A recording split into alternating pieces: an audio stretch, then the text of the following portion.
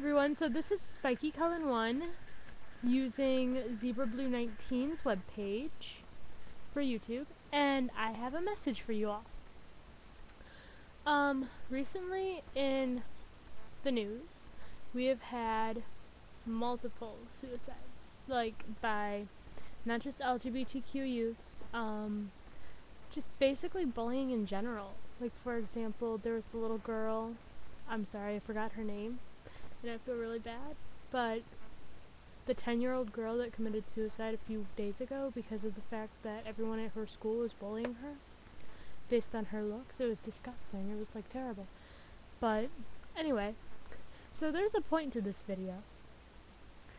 And the point is that I did this video once, but I'm going to redo it because Lexi still hasn't posted it yet. So I'm just going to do it myself. Anyway, so the point is, I have name cards. I'm going to give you an example because we did this at school. It was really fun. So anyway, okay. So pretend that you're at school and there's this new girl. Her name's Lindsay. Lindsay has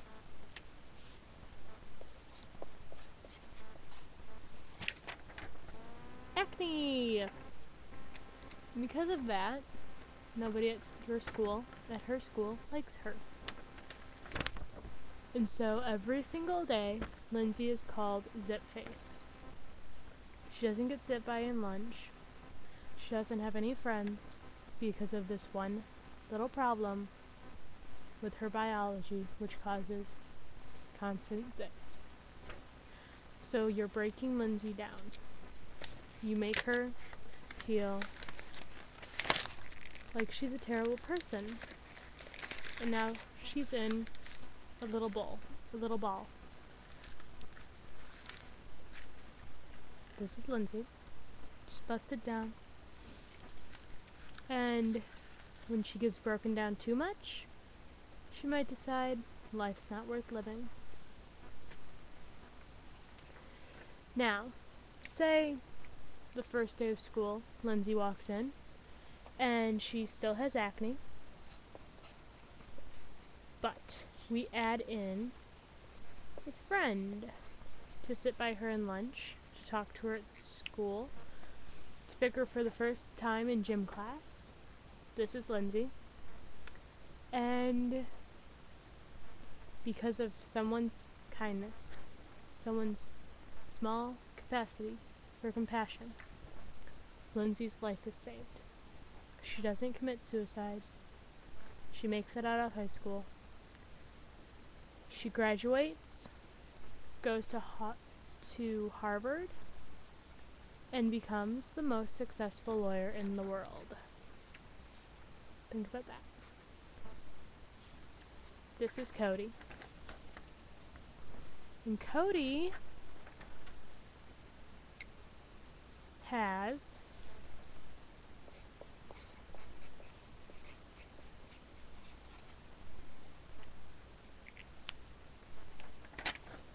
Tourette syndrome.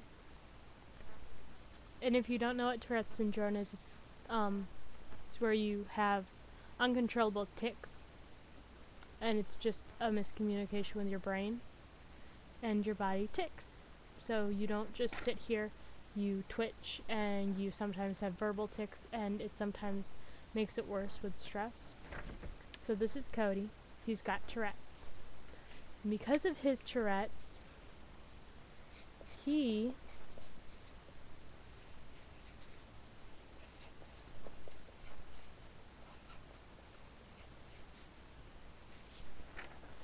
gets kicked out of school for disrupting his class.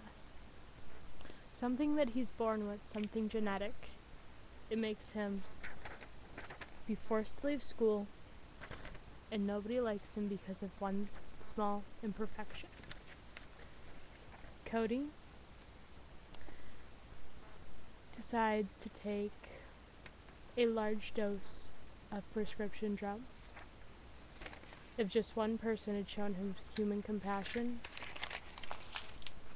Cody and his Tourette's would still be alive to tell the tale. Because of human compassion, in 2014, Cody graduates. He is let into JCC. He makes dozens of new friends. And in 2015, he graduates JCC and has a major in English and becomes an English teacher. Pretty successful.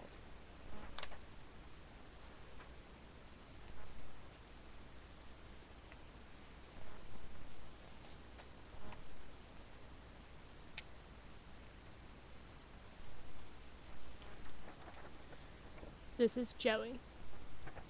And Joey is living in a segregated area. And Joey is black, aka African American. Because of this, he is called a nigger every day of his life at school. He's thrown into lockers, bullied at gym class, and has a high suicide rate. As soon as he gets out of gym, as soon as he leaves high school, which is in 2011, Joey gets accepted to an international program where he becomes a student ambassador. He's making thousands of new friends, going different places every single day, every week, staying in new places, trying new things. He's pretty successful, pretty happy. And because of one little person, he could have been broken down, could have jumped off a bridge, done something terrible to himself, and you could have had blood on your hands.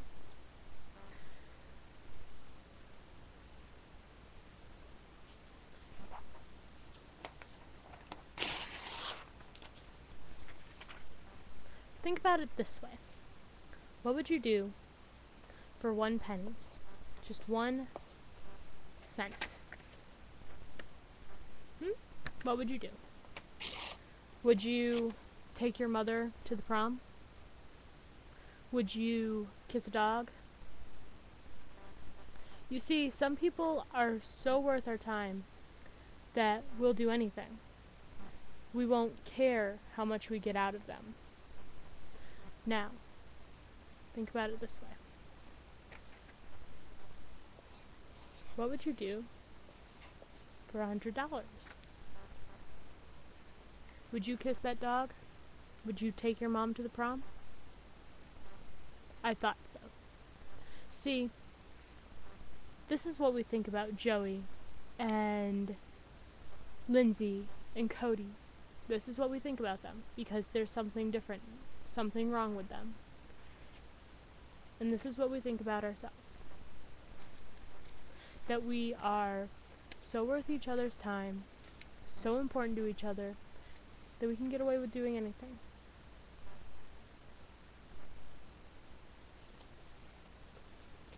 Think about it this way.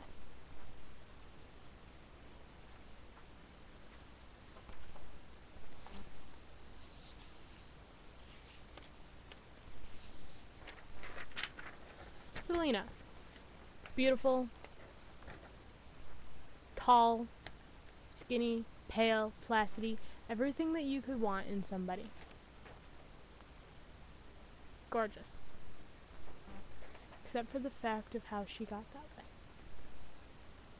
Because because Selena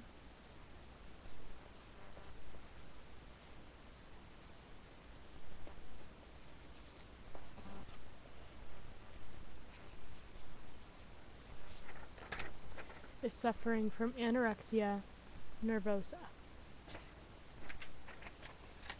Every single day after she eats lunch, dinner, breakfast, she makes herself throw up, makes herself vomit because what she sees in the mirror isn't good enough.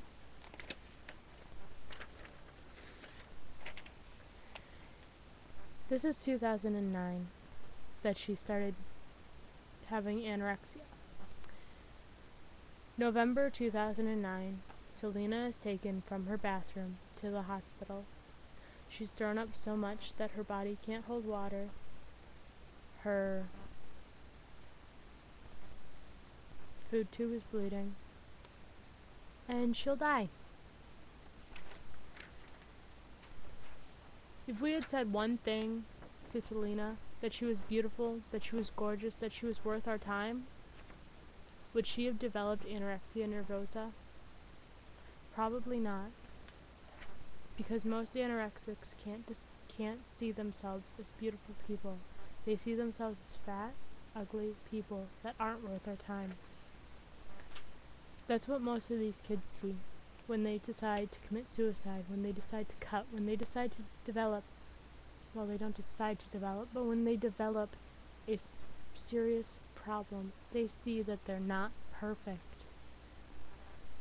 Everybody who sees themselves as imperfect, think about one thing that would describe you. I have the one thing that I would describe myself with.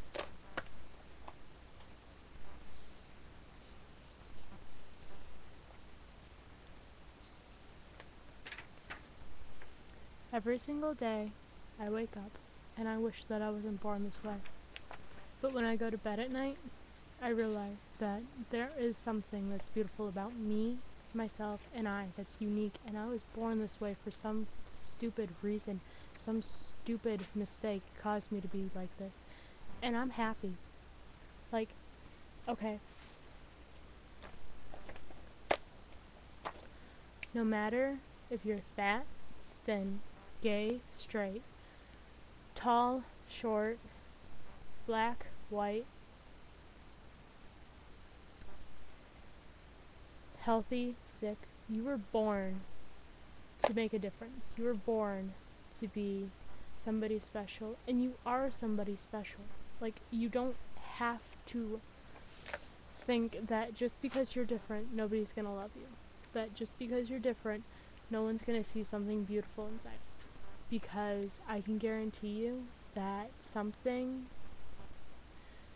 in your life caused you to be like this, and it's beautiful. Like, it's a beautiful, beautiful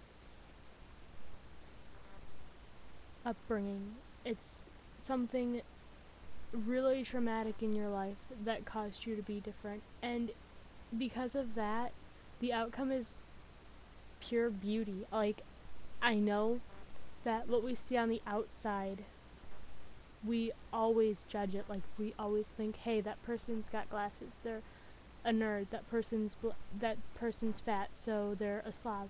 But it's not always true. Think about it this way. If we took our face and we made it into a pure white, a pure black, a pure one solid colored mask, we wouldn't be able to see the nose, we wouldn't be able to see the cheekbones, we wouldn't be able to see the acne, the moles, the eyes, anything. We'd all just be a blank slate, and it would be so boring and stupid and terrible. But embrace your differences. You're beautiful, no matter if you have a gigantic scar on the side of your face, if you broke your nose and it's crooked, it doesn't matter. It means that you're beautiful and you're different, and that's the most important thing in the world. Alright, well, I have to go now, so I'll see you later.